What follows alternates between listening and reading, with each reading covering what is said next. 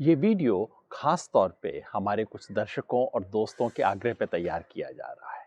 हुआ क्या कि इलेक्शन का सीज़न आ गया है, इलेक्शन का सीज़न मतलब सर्वे का सीज़न।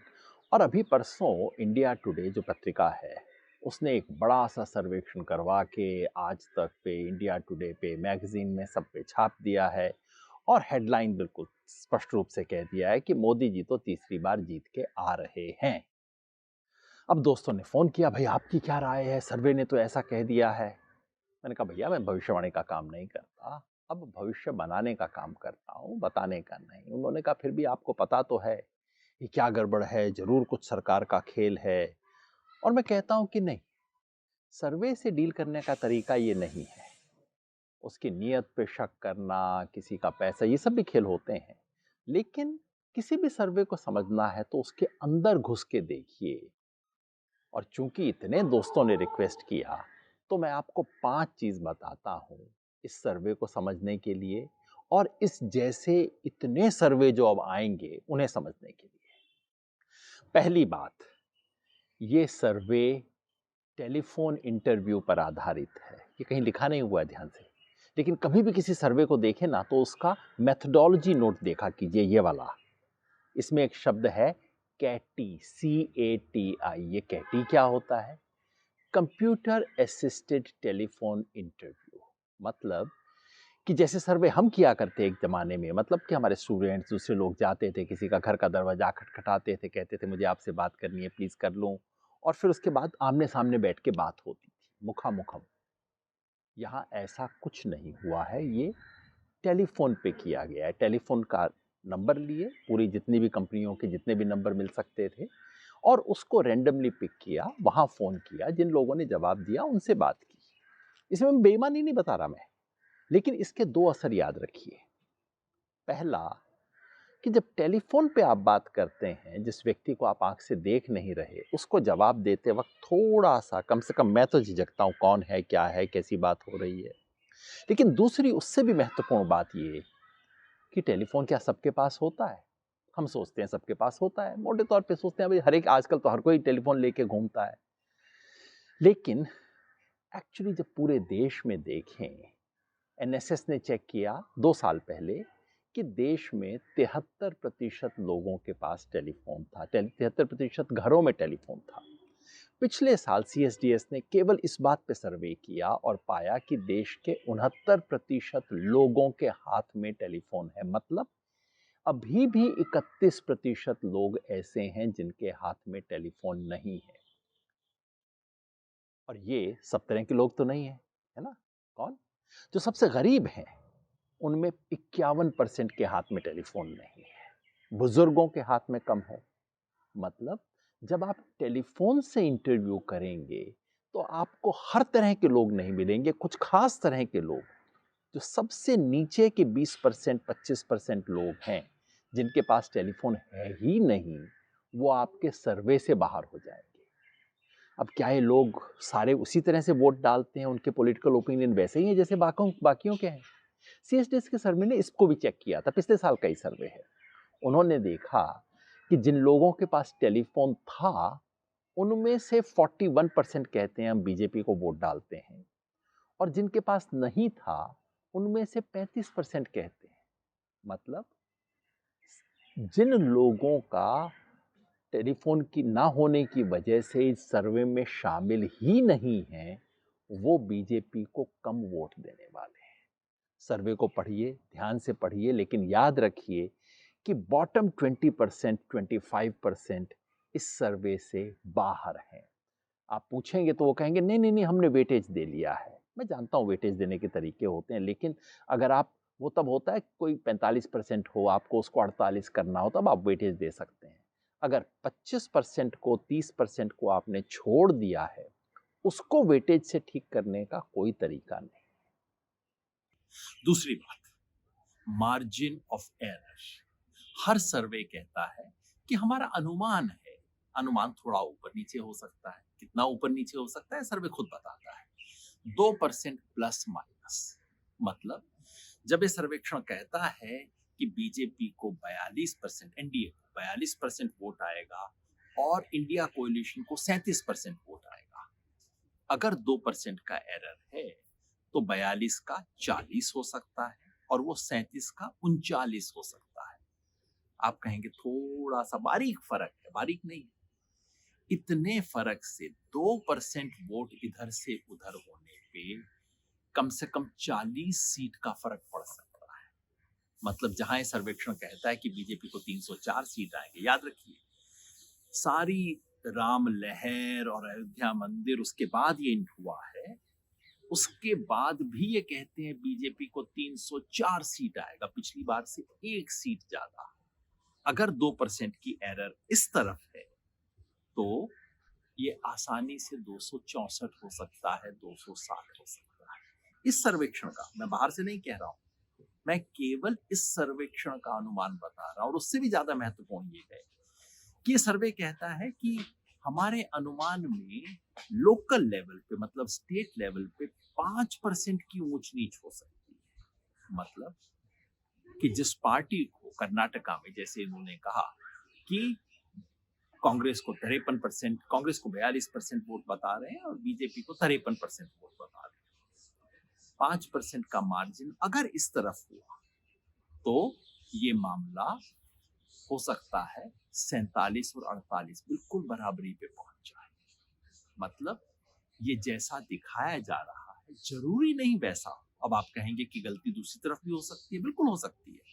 मैं केवल ये कह रहा हूं, केवल इस आधार पर आप ये निष्कर्ष न निकालें, क्योंकि ये सर्वे में अभी मार्जिन ऑफ एरर है। हर सर्वे में होता है, इन्होंने बता दिया है। और ये भी याद रखिए अभी वोट डले नहीं, खैर उस पर बात। अब तीसरी बात, अब हम सर्वे के अंदर घुस के देखते हैं। आमतौर पे क्या होता है, जब सर्वे में हम देखते हैं तो सिर्फ सीट वोट देख के कौन जीत रहा है और बंद कर देते हैं। अंदर घुस के देखिए, खास तौर पे अर्थव्यवस्था के बारे में लोग क्या कह रहे हैं। याद रखिए इसमें अभी भी बॉटम के 20% लोग शामिल नहीं है, लेकिन जो 80% ऊपर वाले हैं वो भी क्या कह रहे हैं। उनसे पूछा जाए कि देश में क्या अनएम्प्लॉयमेंट की हालत चिंताजनक है, हाँ काफ़ी चिंताजनक है। 71% लोग कहते हैं हालत या तो चिंताजनक है या बहुत चिंताजनक है। 54% कहते हैं बेहद चिंताजनक है। चलिए चिंताजनक तो है, मोदी सरकार ने इसके बारे में क्या किया है, अच्छा किया है, नहीं किया है, संतोषजनक है। सिर्फ 32% कहते हैं कि सरकार ने कुछ ठीक ठाक काम अनएम्प्लॉयमेंट के लिए किया है। 25% कहते हैं खास नहीं किया और 31% कहते हैं कुछ नहीं किया। ध्यान रखिए, अनएम्प्लॉयमेंट समस्या है, मोदी सरकार कुछ नहीं कर रही है। उनसे पूछिए आपके घर की अर्थव्यवस्था पे, घर की माली हालत पे महंगाई का कितना असर हुआ। 62% लोग कहते हैं कि हालत महंगाई से इतनी खराब है कि घर का गुजारा नहीं चल रहा। 62%, ये कोई नीचे के 5-10% नहीं कह रहे हैं। और ये सोच लीजिए इसमें से अभी नीचे वाले 20% तो गायब ही हैं, फिर भी वो कह रहे हैं गुजारा नहीं चल रहा है। जब से मोदी जी की सरकार आई है, आपके परिवार की आर्थिक हालत कैसी है? पहले से बेहतर हुई है, कहते हैं 33%। 35% कहते हैं पहले से खराब हुई है। 29 कहते हैं पहले जैसी है। मतलब दोनों को अगर जोड़ दें तो 2/3 64% लोग कह रहे हैं हमारी हालत में कोई इम्प्रूवमेंट नहीं हुआ है पिछले 10 साल में। अच्छा तब नहीं हुआ, आगे इम्प्रूवमेंट होगा, इस पर भी विश्वास नहीं है लोगों को। सिर्फ 25% कहते हैं कि मेरी सिचुएशन इम्प्रूव होगी। 30% कहते हैं खराब होगी, बाकी कहते हैं वैसी रहेगी। मतलब 2/3 लोग कहते हैं कि अब सिचुएशन वैसी रह जाए बहुत है, या फिर सिचुएशन और ख़राब होगी। तो भाई आपकी ख़राब होगी तो किसकी अच्छी है, इस पर भी सवाल है। इसलिए मैं कहता हूँ हमेशा सर्वे के अंदर घुस के देखना चाहिए, उसी में आपको जवाब मिलेंगे। वो पूछते हैं कि इस सरकार के काम से क्या अमीरों और गरीबों के बीच में फासला बढ़ा है, अमीर और अमीर हुए हैं, गरीब और गरीब हुए हैं, ऐसा हुआ है? हाँ, 45% कहते हैं कि हाँ ऐसा हुआ, सिर्फ 37% कहते हैं नहीं। मतलब ये बताने वालों की संख्या ज़्यादा है कि अमीर ज़्यादा अमीर हो रहे हैं, गरीब गरीब हो रहे हैं। फिर सीधा सवाल, इस पार्टी की, मोदी सरकार की नीतियों से सबसे ज़्यादा फायदा किसे मिला है? 52% कहते हैं बिग बिजनेस को। बड़े लोगों को, उन्होंने अडानी का नाम नहीं दिया है उत्तर में, नहीं तो वो भी बोल देते। 52% कहते हैं बड़े लोगों को फ़ायदा हुआ है, सिर्फ 8-9% कहते हैं किसान को हुआ है, 6% कहते हैं मजदूर को हुआ है, 15% कहते हैं, बाकी सब कहते हैं इस सरकार की नीतियों से बड़े लोगों को फ़ायदा हुआ है। अब आप देखिए, यही अर्थव्यवस्था की तस्वीर हम लोग बार बार कह रहे हैं ना। ये सर्वेक्षण जो कि बॉटम के 1/4 लोग जिससे बाहर हैं, ऊपर के लोग हैं, वो भी कह रहे हैं कि नहीं, हालत बहुत ख़राब है, महंगाई से, बेरोजगारी से, गरीब अमीर के फासले से देश त्रस्त है। वोट का सवाल अलग है, ये जो मूड है अर्थव्यवस्था पे बहुत ख़तरनाक है, बहुत नेगेटिव है, लोग निराश हैं, गुस्सा है। अब चौथी चीज़, अर्थव्यवस्था नहीं, अब राजनीतिक व्यवस्था देखिए। मोदी जी कहते हैं न खाऊंगा न खाने दूंगा, तो सर्वे पूछता है लोगों से कि क्या इस सरकार के आने के बाद से करप्शन कम हुआ है? बराबर, जितने कहते हैं कम हुआ, उतने ही कह रहे हैं कि ना, कम तो नहीं हुआ। मतलब ये कार्ड तो नहीं चलता। विपक्षी कहते हैं कि लोकतंत्र को खतरा है। लोगों से पूछा गया कि क्या देश में लोकतंत्र को खतरा है? ध्यान से देखिए इस फिगर को।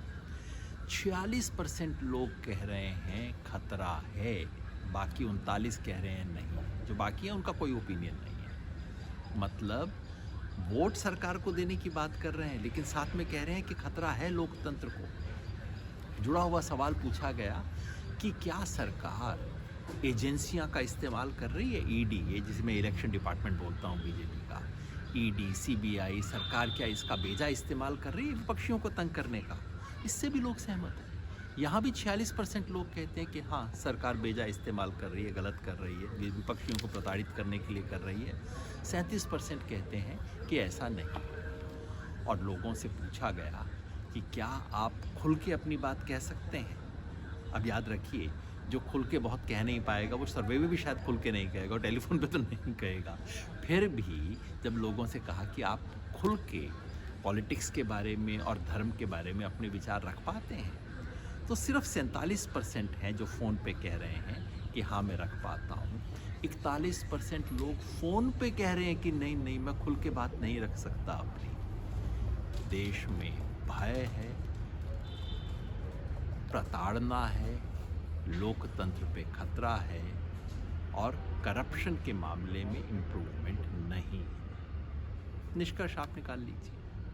और पांचवी और आखिरी बात, जैसा रवीश कुमार कहते हैं ना, टीवी थोड़ा कम देखा कीजिए। उसी तरह से मैंने सर्वे किया है, मैं आपको कहता हूँ सर्वे थोड़ा कम देखा कीजिए। इस देश में ज़रूरत से ज़्यादा सेफोलॉजिस्ट हैं, हर कोई, हर पान की दुकान से लेके कहीं पे भी बैठे हुए, पार्क में बैठे हुए अंकल, सब सेफोलॉजिस्ट हैं। और मैं बार बार कहता हूँ ये उसके बारे में कीजिए, बारिश के बारे में भविष्यवाणी की जाती है, जो काम हमने करना है उसके बारे में भविष्यवाणी क्या, वो तो हमें करना है ना। इसलिए सेफोलॉजी कम कीजिए, सर्वे कम देखा कीजिए। याद रखिए, चुनाव दौड़ तो है, लेकिन अभी उस दौड़ में एक कदम भी नहीं लिया गया है। ये सर्वे वगैरह केवल अनुमान है कि आज से 2.5-3 महीना बाद कोई व्यक्ति क्या करने की सोच रहा है। अभी तक एक भी व्यक्ति ने वोट नहीं डाला है। होगा वो जो हम चाहेंगे। चुनौतियां हैं, लेकिन संभावनाएं भी हैं।